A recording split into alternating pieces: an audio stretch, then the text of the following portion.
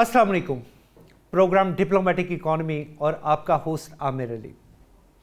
Recently एक ऐसी बात की गई है जिसे तशबीह दी जा रही है the collapse of the system. और अगर सिस्टम डेमोक्रेसी नहीं है तो सिस्टम क्या हो सकता है? हमने अपने मुल्क में बहुत सारे सिस्टम्स को ऑलरेडी देख लिया। गवर्नर जनरल भी थे यहाँ पे, गवर्नर जनरल के बाद एक रिजीम चेंज होती है, फिर मार्शल लॉ, फिर एक सदारती system, then we again convex towards the system of that so called parliamentarian system and that democracy, and then बहुत सारे ताले आजमा बीच में आते रहे। लेकिन ये जो बात की गई है कि पाकिस्तान का सिस्टम कोलैप्स हो गया है, अगर ये कोलैप्स हो गया और ये बात करने वाले वो लोग हैं कि जो कि खुद डिसीजन मेकर हैं, जो कि डिसीजन की टेबल पे बैठे हैं, अगर वो डिसीजन की टेबल पे बैठ पे इस पे क्वेश्चन रेज करते हैं तो फिर बात तो बहुत आगे तक बढ़ सकती है। अब उनके बैक ऑफ द माइंड अगर कोई चीज़ थी तो ही शोड अप समथिंग। लेकिन हमारे साथ मौजूद हैं जो पैनल है, मियाँ सैफुर रहमान साहब बड़े सीनियर तजियाकार हैं।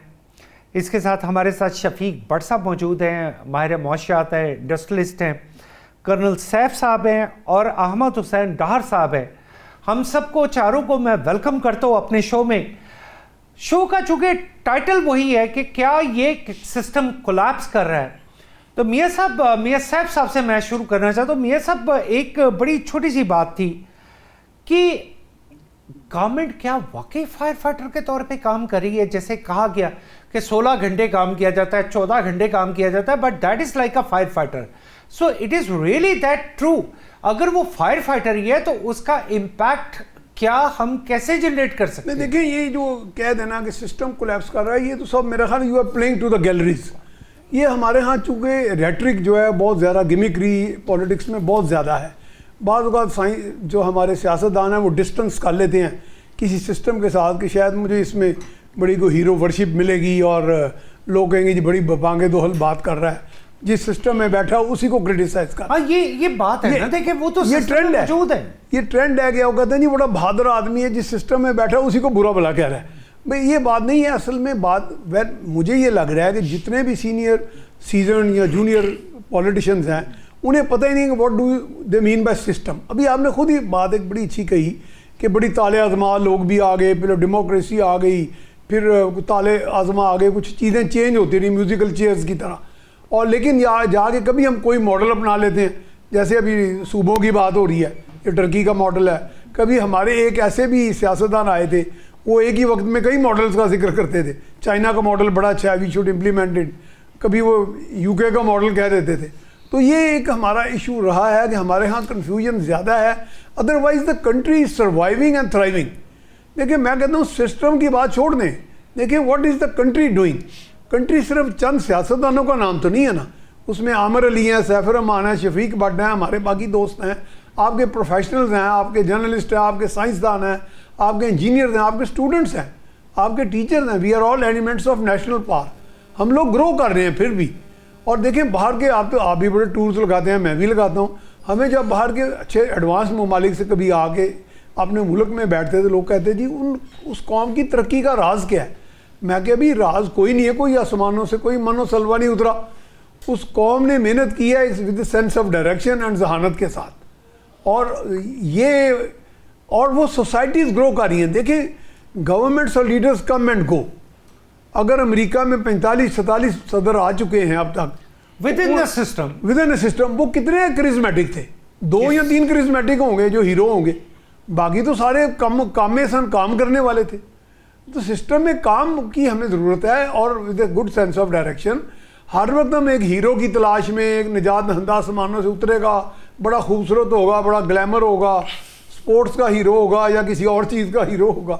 तो ग्लैमर में तो हम ये तो फिर उससे आप शाहरुख खान को यहाँ ले आए, वो तो मैं 12 करोड़ के 12 करोड़, शायद 1 करोड़ वोट ज़्यादा ले जाएगा। मतलब if you are going for the glamour, तो हमारे यहाँ पॉलिटिक्स तो जो है ना वो गदला गई है। Otherwise we should be hopeful that the overall growth of the elements of national power बड़ी पॉजिटिव है। हम अच्छी ट्रैजेक्टरी पे हैं। आपका प्रोफेशनल काम कर रहा है, और वही प्रोफेशनल बाहर से जो आपको फॉरेन एक्सचेंज भेज रहा है। आप अब मेरे साथ जो बैठे हैं ताजर हैं, क्या ये अपनी इनकी एक्सपोर्ट में कोई कमी आई है? ये काम कर रहे हैं। Governments are not the panacea of all ills. हुकूमतें कभी सारे मसाइल का हल नहीं होती। ये सोसाइटी, पॉलिटी, इकोनॉमी मिलके चलते हैं। It's like an ecosystem. It's like an ecosystem. Sir मुझे बिल्कुल मियां साहब ने बड़ी अच्छी बात की कि it's an ecosystem. Sir I have to head towards Ahmed Dahar sahib. Sir Ahmad Dahar साहब, आप चेयरमैन रहे हैं स्टैंडिंग कमेटी के फॉर इंटरनल अफेयर्स। सर बड़ा सिंपल सा क्वेश्चन है, ये जो डेमोक्रेटिक सिस्टम है, what is your line to suggest me कि क्या ये कहा गया कि डेमोक्रेटिक सिस्टम की और भी बहुत सी फॉर्म्स हैं और नाम लेके कहा गया 3-4 फॉर्म्स है, तो how we take it? Like अगर हमारे यहाँ पे एक पार्लियामेंटेरियन और एक ये डेमोक्रेटिक सिस्टम है जिसे हम एक ब्रिटिश साइड कहते हैं, तो क्या ये हमारे मुल्क में कामयाब नहीं है? ये दुनिया के किसी भी मुल्क में ये कामयाब नहीं था। सर ये क्वेश्चन जो है ये बहुत ही, मैं समझता हूं कि deep, it's a deep question. इसको डेप्थ में अगर आप देखें तो इस पार्लियामेंटेरियन इस सिस्टम में, डेमोक्रेसी के इस सिस्टम में बहुत सारे फायदे भी हैं और बहुत सारे नुकसानात भी हैं। अगर हम इसकी फेवर में बात करें तो इसी मुज़ाकरों में या इन्हीं टीवी चैनल्स में मैंने देखा है कि बहुत ज़्यादा मुखालफत होती है कि जमहूरियत जो है बराए नाम है, धांधली हो रही है, सियासतदान जो है लूट रहे हैं, खा रहे हैं, जुल्म कर रहे हैं। अच्छा, मैंने जब भी किसी तज्जिए में देखा है तो हमेशा फाइनेंस की बात हुई है, तो फाइनेंस में मुल्क डिफॉल्ट कर गया है, कर्जों में डूब गए हैं, हम मर रहे हैं, जमहूरियत ने हमें क्या दिया है। जब भी कोई बात हुई है हमेशा गिलास जो आधा खाली होता है आधा भरा हुआ है, आधे खाली की बात हुई है, भरे की बात नहीं हुई। मैं बहुत ही एहतियात के साथ अपनी राय, अपना तज्जिया देना चाहता हूं। एक मुस्लिम लीग नून का एक नुमाइंदा होने की हैसियत से नहीं, बल्कि एक पाकिस्तानी होने की हैसियत से, उस गरीब का नुमाइंदा होने की हैसियत से जो आजकल क्राइसिस में है और महंगाई से मर रहा है। देखें, डेमोक्रेसी का नेमुल बदल है ही कोई नहीं। राइट्स की बात अगर कहीं हो सकती है तो वो डेमोक्रेसी में हो सकती है, but there are many faults in the democracy. जो आज हमारे पाकिस्तान में जमहूरियत चल रही है उसमें काफी सारे फॉल्ट्स भी हैं, जिसका मैं सबसे पहले जिक्र करना चाहूंगा कि इस वक्त हमारे मुल्क पे इतना कर्जा है कि हमें उस कर्जा रोज बरोज बढ़ता जा रहा है और उस कर्जे को खत्म करने के लिए, उसका सूद भरने के लिए हमें कर्जा लेना पड़ता है। अब देखना यह है कि कितने साल कर्जे के साथ हम गुजारा करेंगे। अगर हमारे अंदर कोई खामियां हैं, कोई मसाइल हैं, तो अगर कोई एलिमेंट उनको हल कराना चाहता है या करना चाहता है तो क्या हमें स्ट्रेटली उसके नेगेटिव चला जाना चाहिए, या हमें यह देखना चाहिए कि उन्होंने बात अगर की है कि इस मुल्क की बेहतरी के लिए। देखें, आज तक हमारे मुल्क की पूरी दुनिया में वो इज्जत नहीं थी जो आज है। ये पहली दफा एक अनहोनी हुई है और जिन लोगों ने ये की है उसमें हमारे फील्ड मार्शल और हमारे शहबाज शरीफ साहब हैं। अगर हम उन्हें एक मौका देते हैं कि अगर वो इस तरह के यूनिट्स बनाना चाहते हैं या एडमिनिस्ट्रेटिव यूनिट्स बनाना चाहते हैं या कुछ ऐसा करना चाहते हैं जिससे मासेस तक जो भी हमारी डेवलपमेंट है, जो भी हमारे जो भी हम एडवांटेजेस होते हैं वो मासेस तक जाएं और हर कोई उससे फायदा उठाए, तो उनकी बात सुनने में क्या हर्ज है। उनकी बात सुने, उसको देखें। आपका चूंकि साउथ पंजाब से आपका एक ताल्लुक है, तो एक क्वेश्चन एक ऐसा भी हुआ कि एकदम एक 2018 में एक साउथ महाज बन गया और साउथ महाज ने कहा जी हमें ये चाहिए कि उनकी ये डिमांडें जेन्युइन भी थी, जायज़ भी थी, लेकिन उसके बाद वही महाज स्लीपिंग मोड में कैसे चले जाता है? सर मैं थोड़ी सी आपको इसके बारे में बेस बताना चाहता हूं क्योंकि मेरा ताल्लुक साउथ पंजाब से है। आपने बहुत अच्छा क्वेश्चन मुझसे किया है। देखें, 2008 से 13 में आई वाज एमपीए। उस वक्त प्राइम मिनिस्टर गिलानी साहब थे, पीपल्स पार्टी की गवर्नमेंट थी। मैं जब सूबे की बात शुरू हुई साउथ पंजाब की, उस वक्त जिस पे इल्जाम दिया जाता है नून लीग पे कि जी ये सूबे बनाने के खिलाफ हैं, ये मासिस में डिलीवर करने के खिलाफ हैं, तो मैं हैरान हुआ। I was not in Muslim league Noon at that time. तो मैं हैरान हुआ कि 2 सूबों की करारदाद पंजाब से मुस्लिम लीग नून ने पास करवाई, सेनेट में पास करवाई, और अगर वो करारदाद कहीं से पास नहीं हुई तो वो नेशनल असेंबली थी जिसके वजीर आजम यूसुफ रजा गिलानी थे, जिनका ताल्लुक साउथ पंजाब से था। मेरा सवाल यह है कि साउथ पंजाब का वजीर आजम कौमी असेंबली से करारदाद पास नहीं करा सका, और जिस पे इल्जाम है नून लीग पे कि वो हमेशा सूबों के खिलाफ रही है, उन्होंने 2 सूबों की करारदाद पास करवा दी। तो एक चीज तो साबित हो गई ना कि मुस्लिम लीग नून जो है वो मुल्क की तरक्की के लिए काम करती है। आज भी मैं आपको दावे से कहता हूं कि अगर कोई पॉजिटिव चीजें जिन कॉर्नर से ये बात हुई है वो लोग ले आए तो आप मेरी बात लिख लीजिएगा। अगर कोई कुव्वत उनके साथ ठहरेगी तो वो मियां शहबाज शरीफ है, मियां नवाज शरीफ है और मुस्लिम लीग नून है, क्योंकि ये हमेशा मुल्क के मफाद में साथ चलते हैं। लेकिन देखें, वो कुव्वतें जो आज नहरें नहीं बनाने दे रही, जो हमें इस वक्त फंड्स की जरूरत है, हमें एमुनिशन के लिए एनएफसी में चेंज नहीं करने दे रही, जिन्होंने अभी परसों जो बात हुई है कश्मीर में कि जी मकबूजा कश्मीर, मुझे बड़ा दुख हुआ है। मैंने बल्कि ये रिक्वेस्ट की है बिलावल साहब से कि मैं जब हम मोहतरमा बेनजीर भुट्टो शहीद के साथ थे, जब ये बड़े हो रहे थे तो वही होते थे, वो तो बहुत अजीम लीडर थी। अगर उन्होंने ये सुना होता कि एक फ्यूचर में अल्लाह मौका दे अगर प्राइम मिनिस्टर बने अपना बिलावल साहब, तो कम से कम उनको अपने मुंह से ये नहीं कहना चाहिए कि कश्मीर मकबूजा कश्मीर हो गया है। Sir, is it a slip of tongue या इंटेंशनली? सर, मैं कुछ नहीं कह सकता, बल्कि मैं तो अपील करूंगा उन्हें कि आप अपनी वालदा के नक्शे कदम पे चलें, ऐसी बात ना करें जिससे कि आप कल को वजीर आजम की लाइन से भी हट जाएं। तो मैं अपने टॉपिक पे वापस आना चाहता हूं, जनूबी पंजाब वाले पे। तो जनूबी पंजाब में सिविल सेक्रेटेरिएट कायम किया गया पिछली इमरान खान साहब की हुकूमत में, लेकिन उस पर अमल दरामद शायद ना हो सका। लेकिन मुल्तान में साउथ पंजाब का सेक्रेटेरिएट बनाया गया और उसकी फुल फंडिंग मुस्लिम लीग नून ने की, और आज वो मुकम्मल हो चुका है। तो अब मैं आगे सम अप इस तरह करना चाहता हूं कि महरूम तबकों के लिए एडमिनिस्ट्रेटिव यूनिट की अशहद जरूरत है। सूबों की तकसीम होना अशहद जरूरत है। बल्कि आप लोग यहां तज्जिया कर रहे हैं कि मुस्लिम लीग नून और पीपल्स पार्टी ये नहीं चाहेंगे। मैं थोड़ा सा इससे आगे बढ़ के कहता हूं कि जिन कुव्वतों के मुंह से ये आवाज निकली है, शायद वो पहली दफा ये उन्होंने इसकी जरूरत महसूस की है, या उसको एडमिट अगर उन्होंने जरूरत महसूस की है तो मैं आपको कहता हूं कि हम पिसे हुए लोगों की ये खुशकिस्मती है, और मैं इसका क्रेडिट जो है मियां शहबाज शरीफ को और फील्ड मार्शल को देना चाहता हूं कि आज मेरी बात आप लिख लीजिएगा, तो इन्होंने मिलके इस मुल्क को तरक्की के दहाने पे खड़ा करना है। क्योंकि जिस तरह इन्होंने इंटरनेशनली मुल्क को इज्जत दिलवाई है, अब हमारे खिलाफ इंसर्जेंसी हो रही है, हमारे खिलाफ इंडिया और अफगानिस्तान मिलके ये साजिशें कर रहे हैं हमें कमजोर करें।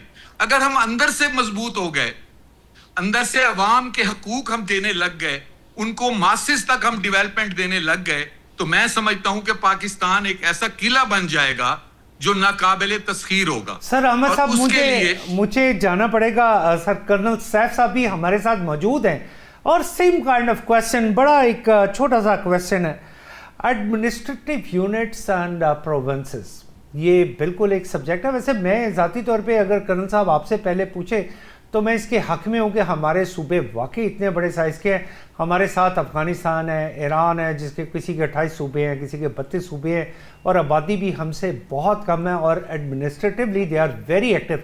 तो सर ये ऐसा इनिशिएटिव नहीं था कर्नल साहब का जिसको बड़ी देर पहले भी डिस्कस किया जा सकता था? और अगर इसके अंदर कोई रियलिटी है तो ये तमाम डिवीजन्स जो पाकिस्तान के जितने भी डिवीजन्स हैं, इन सब को एडमिनिस्ट्रेटिवली सूबों में कन्वर्ट कर देना चाहिए। बिस्मिल्लाहिर्रहमानिर्रहीम। देखिए जी, बात यह है कि 78 साल से हमें गुड गवर्नेंस तो नहीं मिली, हमें प्रॉम्प्ट और फेयर अकाउंटेबिलिटी देखने को नहीं मिली, हमें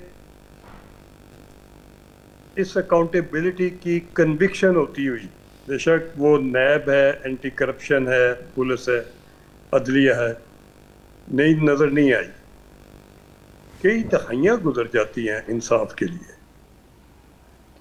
जहाँ तक ये कि एडमिनिस्ट्रेटिव यूनिट छोटे होने चाहिए, कतई तौर पे छोटे होने चाहिए, मैं इस हक में हूँ। जितने आपके डिवीजन हैं तमाम को एम्पावर कर दें, बजाय इसके कि आप असम्बलियाँ बनाएं, वजीर आला गवर्नर बैठाएं, मरे को मारे शाह मदार और लुटो और फुटो खोलें।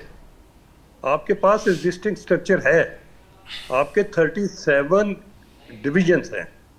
37 डिवीजन, पंजाब की बात कर, 37 डिवीजन जो आपके हैं, हर कमिश्नर को एम्पावर कर दें और उधर ही उसके पास आप जुडिशरी भी नीचे से ऊपर तक दे दें, हाई कोर्ट और सुप्रीम कोर्ट के बेंच उधर दें, उधर जज बैठाएं ताकि लोगों को इस्लामाबाद और लाहौर ना आना पड़े, और उनको एम्पावर कर दें कि लाहौर में बैठा हुआ रजिस्ट्रार कोऑपरेटिव का सारे पंजाब को कंट्रोल ना करे, उधर रजिस्ट्रार की ज़रूरत है तो बैठा दें, उधर और ब्यूरोक्रेट की या एडमिनिस्ट्रेटर की ज़रूरत है तो बैठा दें, उनको वसाइल दें। और एम्पावर करने का मतलब है कि उनको फैसला साजी में शामिल करें। एमपी और एमएनए को ही ना इतना एम्पावर कर दें कि वो गलियां महल्ले के फंड भी खा जाए। एमपी एमएनए पढ़े लिखे दें, अगर ग्रेजुएट तो बहुत बेहतर है, अपनी कम से कम अपनी लीगल किताब या अपना लीगल ऑर्डर जिसमें हाथ ऊपर करना है वो पढ़ के करें, वो सुन के ना करें। एक बात लेकिन कर्नल साहब, मैं माजरत चाहता हूं कि पाकिस्तान के डेमोक्रेटिक सिस्टम में ऐसा तो कभी नहीं होता कि यहाँ पे तो उसे एक लॉ के तहत ये कर दिया गया, they are abide to be honest with their oath is with not with the government of Pakistan but with the party, के वो पार्टी से किसी सूरत में इख्तलाफ नहीं कर सकते। जो अर्ज करता हूँ, देखिए ना, लोकल बॉडीज के इलेक्शन, यहाँ पीएमएलएन की गवर्नमेंट हो, पीपीपी की गवर्नमेंट हो, यहाँ खान साहब की गवर्नमेंट हो, केपीके से लेके तो सिंध तक गवर्नमेंटें बैठी हुई हैं, कोई एक टेन्योर पे नहीं, किसी का तीसरा है, किसी का पांचवा है, किसी का छठा है। क्या चाहिए इन पार्टियों को हमसे? ये पार्टियां अपनी क्यों नहीं इस्लाह करती, अपने अंदर क्यों नहीं देखती, विरासतें कम करके मेरिट क्यों नहीं नाफिज करती, उधर ट्रेनिंग का बंदोबस्त क्यों नहीं करती, उधर से जो लीडर निकलते हैं इनके वो इस काबिल हैं कि वो ब्यूरोक्रेसी से ज्यादा कॉम्पिटेंट हो। इसको तो गवर्नेंस को और अकाउंटेबिलिटी को और इसको ऑफिशियल महकमों को चलाने की जरूरत है। इनको देख के तो इनके ऊपर सिर्फ हाथ ऊपर करने की जरूरत तो नहीं है, बहुत कुछ चाहिए। इस वक्त मामला ये है कि मुल्क के अंदर इस्लाह की जरूरत है और फौरी इस्लाह की जरूरत है। कर्नल साहब, ये तो वही बात हो गई जैसे मोहसिन नकवी साहब ने कहा कि there should be more electable parties, यानी कि और भी पार्टीज होनी चाहिए, and that means he is asking for another choice. जी बात करता हूँ, देखिए मोहसिन साहब के मुतल्लिक मेरी दो गुजारिशात हैं। मोहसिन साहब पार्ट ऑफ सिस्टम है पिछले 3-4 साल से, चीफ मिनिस्टर पंजाब रहे, साल की वो रहे, इंटीरियर भी रहे, क्रिकेट बोर्ड भी उनके पास, और भी अपॉइंटमेंट है उन्होंने, और वैसे भी फॉरेन अफेयर में भी साथ जाते करते हैं। इन्फ्लुएंशियल आदमी है, उन्होंने सिस्टम को देखा। ये बात ठीक है कि इस सिस्टम को उन्होंने बाद में देखा, हमने तो पिछले 78 साल से देखा भी है, भुगता भी है, मगर ये टाइम नहीं था बात करने का और वो फोरम नहीं था बात करने का। जब वो इंटीरियर मिनिस्टर है तो उनका फर्ज बनता है। बीइंग एन इंटीरियर मिनिस्टर, अगर आप उस पूरे सिस्टम का हिस्सा हैं और आप उसी को रिवोल्ट कर रहे हैं, मैं अर्ज करूं, उनका कैबिनेट के अंदर उनको इशू रेज करना चाहिए था। अगर उनकी कोई नहीं सुनता, रिजाइन करें, बाहर आ जाए, अपनी पार्टी की बुनियाद रखें। ये पार्टी की बुनियाद नहीं रखी जाती तो P5 के झंडे नीचे सैफुर रहमान साहब के साथ आ जाए, उधर नहीं आना NDF में आ जाए। बेशुमार फोरम काम कर रहे हैं, लोग पढ़े लिखे समझदार अकल समझ की बात करते हैं, डिबेट करते हैं, उधर आए, आके अपने आप को पॉलिश करें। और अगर कोई वो समझते हैं चीजें होनी चाहिए, जरूर उनका झंडा उठाएं। झंडा उठाना चाहिए, कलमा हक की बात करनी चाहिए, सच्ची बात कहनी चाहिए, नहीं तो मुल्क तो डूब गया, दिवालिया तो हो गया। आपको ये लोग मिलते हैं कि जिनके स्विट्जरलैंड में फंड्स हैं, मिल जाएंगे, दुबई की जायदादों वाली लंबी लिस्टें मिल जाएंगी, पुर्तगाल में जो लेटेस्ट फ्रॉड हुआ है और जितना पैसा जा चुका है वो भी सबको पता है। क्यों आंखें बंद की हुई हैं? किस को लूटना है? गरीब के पल्ले तो कुछ भी नहीं रह गया, उसको तो रोटी भी नहीं मिलती। IPP चल रही है, पैसे दिए जा रहे हैं, बिजली लोड शेडिंग हो रही है, बिजली मिल नहीं रही, गैस मिल नहीं रही, चीज़ें लोगों को, पॉवर्टी एलिवेशन, एजुकेशन, हेल्थ, हर चीज़ का ग्राफ नीचे जा रहे हैं, कोई मॉनिटरिंग नहीं है साले मुल्क। कर्नल साहब, आप अगर मुझे इजाज़त दें, क्योंकि हमारे साथ बड़े वैल्यूएबल गेस्ट हैं, लेकिन मैं आपकी बात को एंडोर्स करूंगा कि ये मेरे नज़दीक भी वो प्लेटफॉर्म नहीं था। अगर ये प्लेटफॉर्म होता तो वो that should be with in the cabinet. अगर किसी से आप इख्तलाफ करते हैं तो you may have resign it. मैं आपकी इस बात से बिल्कुल मुत्तफिक हूँ। यहाँ हमें एक छोटे से ब्रेक के लिए जाना है। We will be right back. Welcome back to our program diplomatic economy. और बड़ी खूबसूरत गुफ्तगू चल रही थी। शफीक भट्ट साहब हमारे साथ मौजूद हैं, बहुत एक्सपोर्टर हैं, बहुत सीनियर एक बिजनेसमैन है, बिजनेस कम्युनिटी से इनका एक बड़ा गहरा रिश्ता है। सर, इसी मीटिंग में एक बात होती है और वहाँ पे बड़े बिजनेस ग्रुप भी बैठे होते हैं, आप कुछ को आप जानते भी हैं कि उनके नाम लेना मेरे लिए मुनासिब नहीं है कि मैं I don't want to be partial. और वो वही लोग हैं जो कभी वज़ीर तिजारत प्रोविंस में भी रहे और फेडरल में भी रहे। अगर आप ही वज़ीर तिजारत रहे हैं और आप ही आज डिक्टेट कर रहे हैं कि पाकिस्तान की एक्सपोर्ट्स 50 बिलियन से 100 बिलियन डॉलर होनी चाहिए या नहीं हो सकी, तो तब इन्होंने कोई सजेशंस क्यों नहीं दी? आमिर साहब, thank you very much for having me here. आप सही कह रहे हैं कि जिस वक्त मोहसिन नकवी साहब ने ये बताया कि जनाब हमारा तो सिस्टम ही कोलैप्स कर गया है और क्यों कर गया है, और उस वक्त वहाँ पे फेडरेशन और चैम्बर्स के सब प्रेसिडेंट्स, सीनियर वाइस प्रेसिडेंट्स सब वहाँ मौजूद थे।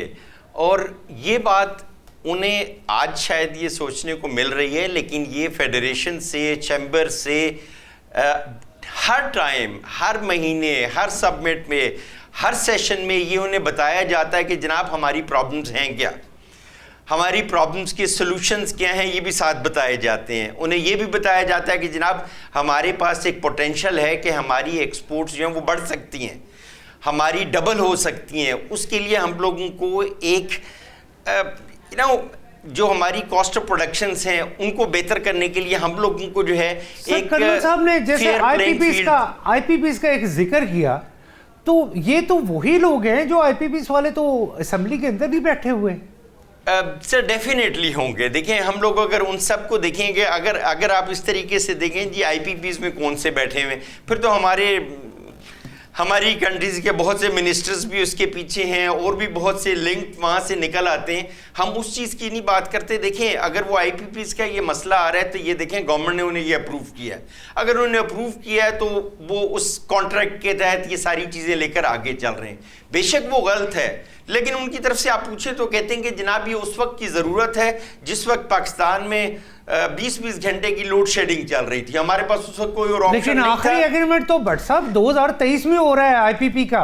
वो नहीं होना चाहिए था, बिल्कुल गलत है। देखिए, हम लोग अगर पॉलिटिकल पार्टीज की बात करते हैं, वो कहते हैं कि जनाब कोई ये इसमें से कॉन्ट्रैक्ट नून लीग में हुए हैं, कुछ इसमें से पीपल्स पार्टी में हुए हैं, कुछ हमारे इमरान खान साहब की भी एक्सटेंशंस हुई हैं, उनके दौर में भी हुए और अब भी ये हो रहे हैं। मुझे लगता है कि वो इतनी इन्फ्लुएंशियल हैं लोग, मेरा ख्याल में उनके कॉन्ट्रैक्ट्स जो हैं वो इस तरीके से आगे नहीं आएंगे। लेकिन गवर्नमेंट के पास और बहुत से तरीके हैं कि वो इस चीज़ों को बेहतर कर सकते हैं। हमें अगर इलेक्ट्रिसिटी के प्रॉब्लम्स हैं, देखिए हम ग्रीन एनर्जी की तरफ जा रहे हैं जो कि एक इंटरनेशनल रिक्वायरमेंट भी है, हम सोलर सिस्टम्स की तरफ जा रहे हैं, लेकिन गवर्नमेंट उससे अप्रिशिएट नहीं कर रही। नहीं, लेकिन उसके लिए पेनलाइज किया जा रहा है इस वक्त भी। उसमें भी तो कंसिस्टेंसी नहीं है पॉलिसी में। अभी पिछले दिनों गवर्नमेंट ने वो प्राइसेस जो उन्होंने एक टर्फ प्राइसेस जो सेट की थी उनको उन्होंने रिवाइज करके वो पूरे सिस्टम का बेड़ा गर्क कर दिया। सर, मैं इसीलिए आमिर साहब को कहना चाह रहा हूँ कि देखें, गवर्नमेंट जो है उससे सपोर्ट नहीं कर रही, उसे इनकरेज नहीं कर रही, बल्कि वो इसे डिस्करेज कर रही है। अदरवाइज पाकिस्तान जो है इस वक्त जितना पाकिस्तान में पिछले 2-3 साल में सोलर एनर्जी में इन्वेस्टमेंट हुई है, जितने हमारे सोलर पैनल्स और सोलर एनर्जी के बाकी सारी चीज़ों को इंपोर्ट किया गया है, हम लोग इसमें बहुत जल्दी सेल्फ सफिशिएंट हो सकते हैं, जिस तरह इंटरनेशनली हर मुल्क में होता है। जहां उन लोगों को अगर इस किस्म की ज़रूरत पड़ती है तो वो एक चीज़ें फिक्स करती हैं। इवन यूरोपियन कंट्रीज़ में जिस वक्त उन लोगों ने शुरू किया था, उनने अगले 10-10 और 20-20 साल के लिए ये कॉन्ट्रैक्ट्स उनके साथ, पब्लिक के साथ साइन किए हुए हैं कि जनाब ये है और इस पर हम कंसिस्ट रहेंगे, उस पर उनने स्टिक रहेंगे। और इसी तरीके से देखें सर, हम अगर इकोनॉमी की बात करते हैं, ठीक है, जो कि मैं कहता हूं कि जी मेरी फील्ड भी है, हम पाकिस्तान में बात करते हैं कि जी हमारी इकोनॉमी, और उस वक्त जिस समिट में वो बैठे थे, देखें उसी समिट में उससे पहले, मैं नाम नहीं लेना चाहता, कि हमारे फेडरेशन के, हमारे चैम्बर्स के लीडर्स ने रो रो कर और हाथ जोड़कर उनसे रिक्वेस्ट की हैं कि सर किन किन जगहों पे हम लोगों की प्रॉब्लम्स हैं, इन प्रॉब्लम्स को सॉल्व किया जाए। हमारी एक्सपोर्ट जो है, देखें हम 30-32 बिलियन पे घूम रहे हैं, हमारी इंपोर्ट 70 बिलियन से ऊपर जा चुकी है। उसी कॉन्फ्रेंस में कह दिया गया कि 50 से 100 बिलियन डॉलर हम एक्सपोर्ट कर सकते हैं, but where is the role model? Sir मैं एक बात आपको बताऊं कि हम लोगों ने कई दफ़ा अपने नेबरिंग कंट्रीज़ की बात की है कि जनाब हमारे नेबरिंग कंट्रीज़ में देखें वहाँ पे उनकी एक्सपोर्ट्स इतनी इंक्रीज़ हो गई हैं। देखिए अगर आप इंस्पिरेशन लेना चाहते हैं, वो कहते हैं कि जनाब आपने बांग्लादेश की एक एग्जांपल, फॉर एग्जांपल, मुझे नाम लेना चाहिए या नहीं, लेकिन अगर उनकी एग्जांपल देते हैं तो मैं कहता हूँ कि जनाब अगर आप इतनी इंस्पिरेशन उनसे लेना चाहते हैं तो उनके सिस्टम को आप फॉलो करें, 1 to 1 आप उसको अप्लाई करें यहाँ। लेकिन फिर आप ये ना कहें कि जनाब आप देखें फिर किसी एक स्कूल ऑफ थॉट की तरफ बात करें। अगर आप बांग्लादेश की बात करते हैं तो उनके सारे सिस्टम को देखें, उनने क्या क्या चेंजेस उसमें किए हैं, किस तरह उनकी एक्सपोर्ट्स इंक्रीज हुई हैं। यहाँ पे भी अगर आप फेयर प्लेइंग फील्ड उनको देते हैं एक्सपोर्टर्स को, वो यहाँ पे भी कर सकते हैं। देखें सर, हम लोग यहाँ पे अगर यहाँ पे एक्सपोर्टर बैठे हैं, उन लोगों के पास प्रॉब्लम क्या है, हमारे पास सर गैस नहीं है, गैस पे नहीं है तो हम लोग क्या करते हैं कि जनाब आप लकड़ी की तरफ जाते हैं, आप राइसेस की तरफ जाते हैं, आप कोयले की तरफ जाते हैं, आप उसके बाद आपके मसले हैं एनवायरनमेंट डिपार्टमेंट के साथ, उसके बाद एनवायरनमेंट डिपार्टमेंट बीच में आ जाता है। yes. ये जितने एक्सपोर्टर्स हैं, इनके कंप्लाइंट यूनिट्स हैं, इन लोगों को अपने बायर्स को भी जवाब देना होता है। इसलिए हम लोग कहते हैं कि जनाब ग्रीन एनर्जी की तरफ जाएं, आप इनको सोलर पैनल्स लगाने दें, सोलर एनर्जी को इनको यूज करने दें, उससे ये चीजों को बेहतर कर सकते हैं। मुझे ये कहा जा रहा है कि मियां सैफ साहब की तरफ जाने के लिए, लेकिन मैं उससे पहले एक चीज को इंडोर्स करते हुए आपके कहूंगा कि वाकई हमने अरबों डॉलर लगा दिए इस बात पे कि जी हम सोलर पैनल इंपोर्ट कर रहे हैं, लेकिन किसी भी अक्ल के सुकरात को ये समझ नहीं आई कि इन्हीं अरबों डॉलर से हम पाकिस्तान में सोलर की बहुत सारी इंडस्ट्री, इंडिजिनस लोकल इंडस्ट्री लगा सकते हैं। उस पर किसी ने बात नहीं की, आसान रास्ता इख्तियार किया। मियां साहब जनाब, सर एक वर्ड यूज कर दिया गया कि जो कि मैं समझता हूं नहीं करना चाहिए था, ये मेरी राय है। क्या फिर कह दिया गया कॉकरोच। ये तो वो वर्ड था जो इंडियन जो चीफ जस्टिस, उनके चीफ जस्टिस ने वो यूज किया, और किसके लिए यूज किया। और आफ्टर एक कैंपेन चली, मैं तो जेंसिस को समझता हूं they are the assets of Pakistan. जी, तो exactly. उनको अगर हम नेम कर देते हैं और नेम करके कह देते हैं कि they are the cockroach, so और they are becoming like a destroyer, तो सर ऐसा नहीं लगता कि हम जेंसिस के साथ मॉरली ज्यादती करके? नहीं, मेरा ज़ाती ख्याल है कि हारमनी जो सोशल हमारे जनरेशन्स की है ना, वो भी डिस्टर्ब्ड है। मेरा ख्याल है कि इस तरह के अल्फाज कहने से भी एक आप मायूसी की कैफियत पैदा कर रहे हैं और आपस में एक वाइड मिसट्रस्ट की जो कैफियत बनती है। हमारे यहाँ वैसे कॉम्पोजिशन ऑफ द सोसाइटी बहुत मुख्तलिफ है भारत की सोसाइटी से, लेकिन हमने अपनी सोसाइटी को अपने तरीके से एड्रेस करना है मसाइल को। और यकीनन हमारी चूँकि यंगर जनरेशन में होप भी है, एनर्जी भी है, बड़ी वाइब्रेंट है, और डेप्रीवेशंस भी हैं, यानी जॉब अपॉर्चुनिटीज़ कम है या कोई स्किल डेवलपमेंट का भी कोई इतनी अपॉर्चुनिटीज़ नहीं है, और एक सेंस ऑफ डायरेक्शन भी उनको दी नहीं जा रही। तो इसलिए मेरा ख्याल है उनके अंदर लावा तो पक रहा है। ये नहीं आप कह सकते कि वो बिल्कुल दे आर टोटली सेटिस्फाइड, लेकिन बट दे आर पैट्रियट्स। पकने के बावजूद भी हम उनको कम से कम at least we can not disappreciate their character with these kind of words. जी, मेरा ख्याल है कि इस तरह के वर्ड्स जो है ना, ये इनका इस्तेमाल जो है, क्योंकि देखें चीफ जस्टिस हो, लीडर्स हों, पॉलिटिशियंस हों, जितने भी सीनियर हैं जिनके अरबाब इख्तियार हैं, इनके मुंह से निकला हुआ लफ्ज़ एक ट्रेंड सेटिंग वर्ड होता है।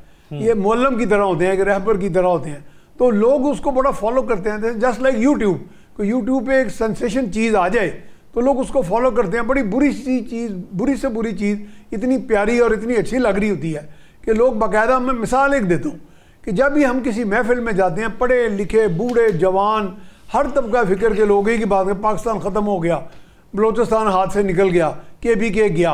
मैं कहा भाई कहाँ गया, कोई भी ऐसी बात नहीं, इन चीज़ों का कोई ऐसा एविडेंस नहीं है। ये कि होपलेसनेस फैलाई जाती है बाय डिज़ाइन।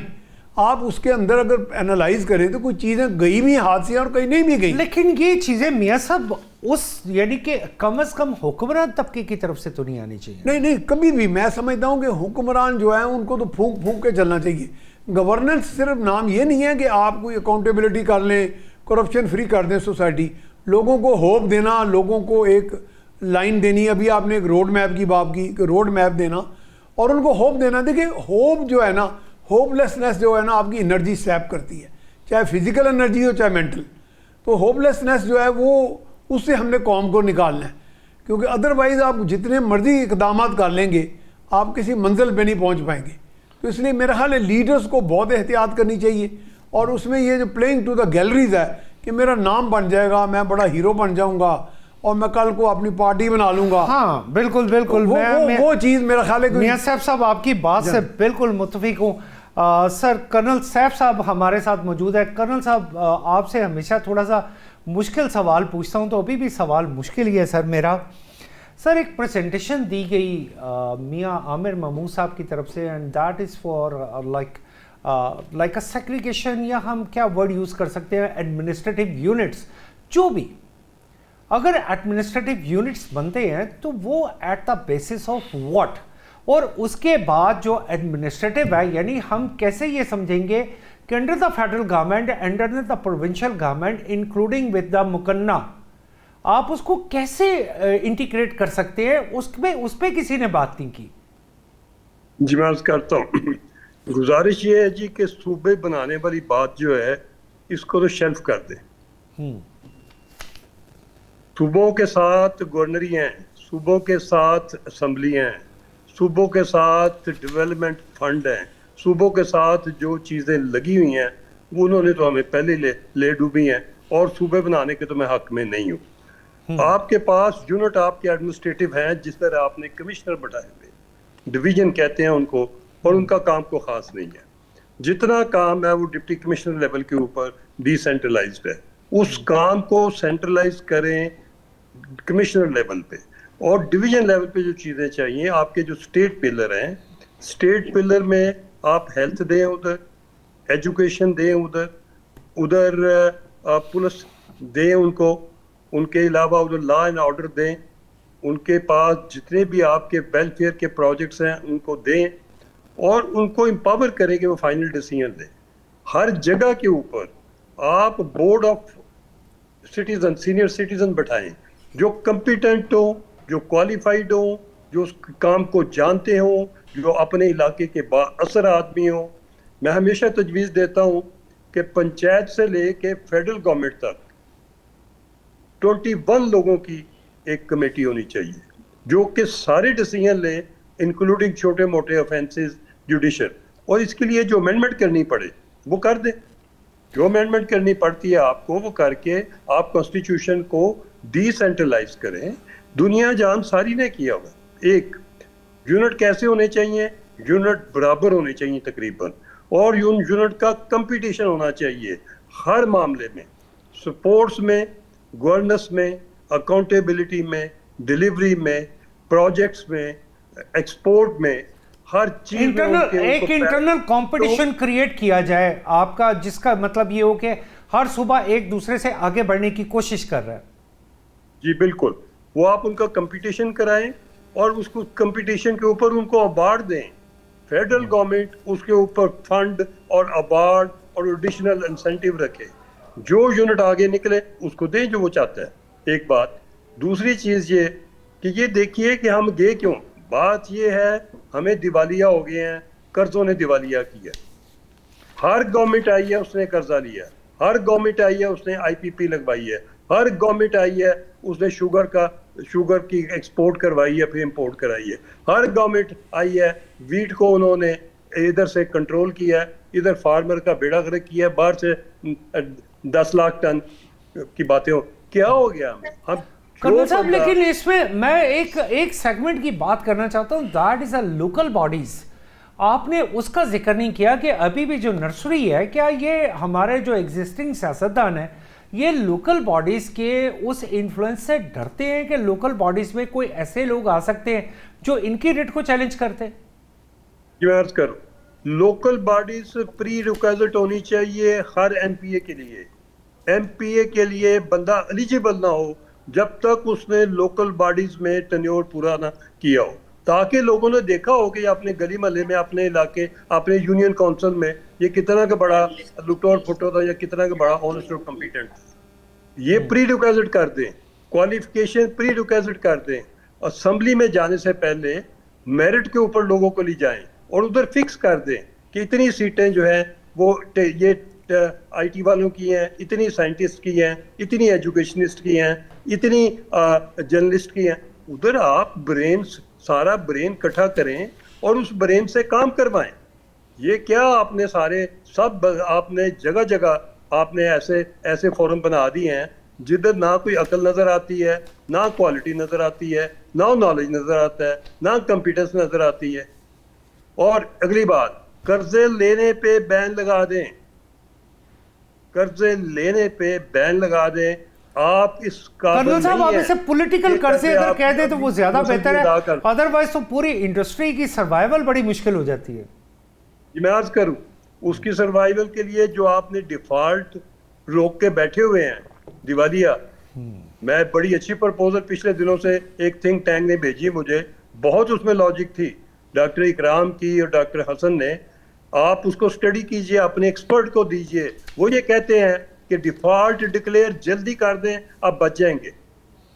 आप बच जाएंगे। जो खाम के कर्जे देने हैं सारे रीशेड्यूल कराएं और 10-10, 15-15 या जवाब दे दें कि हमारे पास नहीं है, नहीं है हमारे पास, हम नहीं दे सकते। कर्नल साहब, जैसे 10 अरब डॉलर अगर अमेरिका से मांग ही लिया है और वो भी एज अ गिफ्ट मांगा है, तो ये 10 की बजाय फिर वो जो गिफ्ट लेना है वो 100 अरब डॉलर का कह देते। सिर्फ 6 महीने में ये डिफॉल्ट आपका रिकवर करा देगा जी। क्योंकि हर बंदा जिसने आपसे पैसे लेने हैं वो टेबल पे बैठेगा आपसे, वो कोई ना कोई रास्ता निकालेगा। कोई दुनिया का मुल्क ऐसा नहीं जो कि इंक्लूडिंग किसी को भी शामिल कर लिया। कर्नल साहब, मुझे ऐसा नहीं कि डिफॉल्ट हो गए खत्म हो गया। अहमद हुसैन डाहर साहब की तरफ जाना पड़ेगा, और चूंकि डाहर साहब साउथ पंजाब से हैं, my question always remain the same. Dahar sahib, sorry to keep you waiting sir, the geographical changes in the provinces. अब ये जियोग्राफिकल चेंजेस अगर चले मान भी लेते हैं कि पंजाब का साइज बहुत बड़ा है, हम इस चीज़ को, हम कर्नल साहब की प्रपोजल जो उन्होंने कमिश्नर लेवल पे कही थी कि लॉर्ड साहब होते थे ब्रिटिश दौर में और वो पूरा कमांड कर रहे होते थे, पूरा एक उनका भी सिस्टम होता था, हम उसे भी छोड़ देते हैं। लेकिन अगर प्रोविंशियल एक वो बनती है, ऑटोनॉमी बनती है, डिफरेंट प्रोविंसेस प्रपोज किए जाते हैं, तो हाउ डू यू थिंक कि कैसे प्रपोज किए जाने चाहिए, कैसे होने चाहिए एडमिनिस्ट्रेटिवली? देखें, कर्नल साहब ने जो बातें की हैं ना, मैं काफ़ी अदब के साथ उनसे इख्तलाफ करते हुए ये कहूँगा कि इस्लामाबाद में बैठकर ये बातें करना बहुत आसान है। साउथ पंजाब के डिप्राइव्ड एरियाज में जब आप आते हैं तो समझ आती है कि दुनिया बदल चुकी है।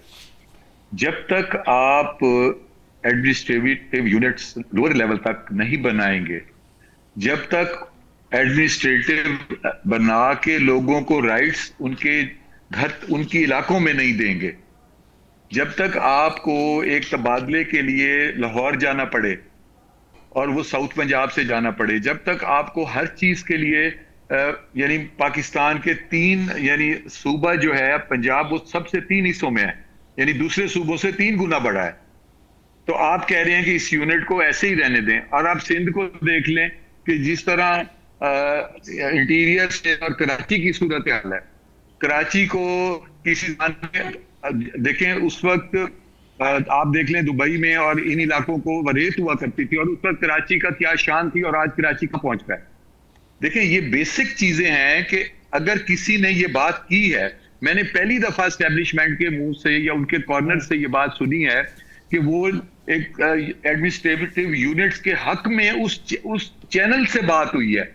और अगर उसको हमारे सारे तज्जिया निगार और इस तरह के सीनियर लोग उसको सपोर्ट करें और उसमें पॉजिटिव चीजें डाल के और उस मसाइल को हल करें, तो पूरे मुल्क का भला हो सकता है। ये जिस तरह कह रहे थे कि कर्जे ना लें, मुल्क को डिफॉल्ट की तरफ ले जाएं, मुझे दुख हो रहा है कि अगर हम डिफॉल्ट की तरफ जाना चाहते हैं तो फिर हमारा बनेगा क्या हम कर्जे खत्म कराने के लिए डिफॉल्ट पे जाके अपना हल निकालें?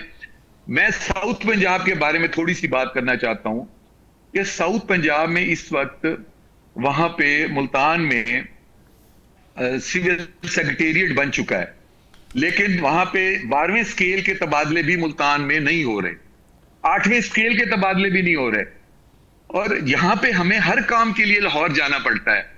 हमें इसी तरह कब तक इस तरह लोगों के राइट्स को आप इन्फ्रिंज करके उनके हकूक को मार के? मैं डायर साहब आपकी बात से अगर मेरी इंटेंशन से पूछें, I am very much agreed with that, लेकिन क्लोजिंग से पहले मुझे शफीक भट्ट साहब से एक क्वेश्चन बड़ा ज़रूरी है करना। सर शफीक भट्ट साहब, आपके पास बड़े आसान सोल्यूशन है। एक बात कही $50 billion to $100 billion export, how we can make it? Aamir sahib, ये प्रपोजल्स जो हैं गवर्नमेंट को हमारे चैम्बर्स और फेडरेशंस की तरफ से हमेशा दिए गए हैं। उन्होंने एग्जैक्ट फिगर्स के साथ उन्हें बताया गया कि जनाब आपने हम लोगों को एक्सपोर्टर्स के लिए क्या करना है ताकि इसको आप 100 बिलियन तक लेके जा सकते हैं। पोटेंशियल है।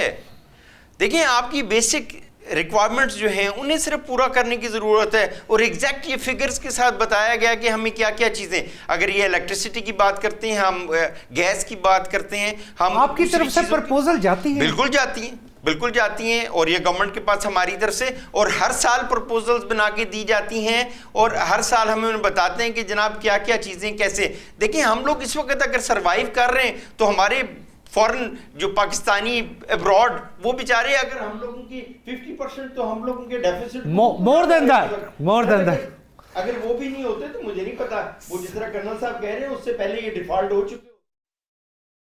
हमारी रिक्वेस्ट है कि जनाब जो हमारे प्रपोजल दिए गए हैं उनको देखा जाए, उनको पढ़ा जाए, उसके अंदर एक एक चीज लिखी हुई है किस तरीके से हो सकता है। सर शफीक साहब आपका बहुत शुक्रिया। मियां सैफ साहब, कर्नल सैफ साहब, अहमद हुसैन ताहर साहब हमारे साथ मौजूद थे।